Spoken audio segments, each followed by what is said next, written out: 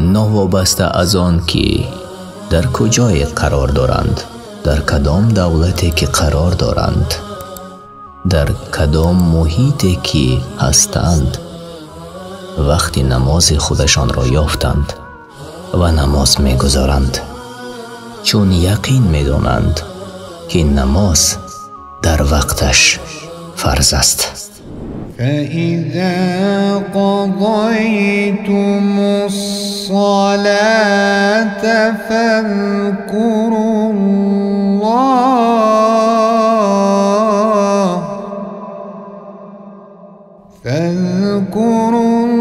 اللَّهَ قِيَامًا وَقُعُودًا وَعَلَى جُنُوبِكُمْ.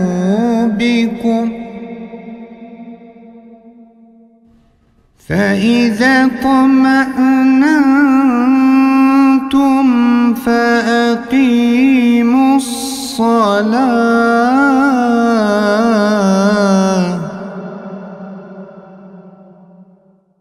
إِنَّ الصَّلَاةَ كَانَتْ عَلَى الْمُؤْمِنِينَ كِتَابًا موقوتا.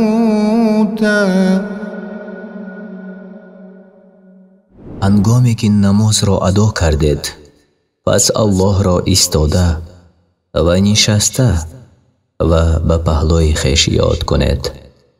پس چون از خوف امین شدید، نماز را برپا دارید. هر آینه یعنی خواندن نماز در وقت مقرر شده بر مسلمان ها فرض است. اگر چنده ادای ذکر بعد هر نماز مشروع است و مرغوب، لیکن الله تعالی بار دیگر همچو تاکید امر کرده است که چون شما نماز خوف را ادا نمودید، خواه ایستاده باشید، خواه نشسته، خواه به پهلو خوابیده، در جمعی حالتها، حتی در حالت جنگ هم ذکر الله را بسیار گوید، شاید که الله شما را بر دشمنان پیروز گرداند.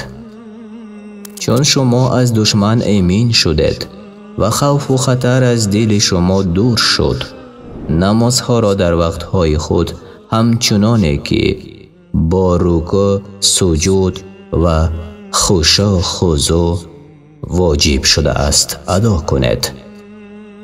زیرا الله تعالی نماز را برای بندگان خود، خواه در سفر باشد، خواه در مقیم بودن یا در حالت خوف یا امینی، در وقتهای معلوم و معین فرض گردانیده است. تأخیر آنها از وقتشان به عذر درست نیست. عذر چیست؟ عذر همچو در خواب ماندن یا فراموش کردن نماز یا بیهوشی و یا غیره.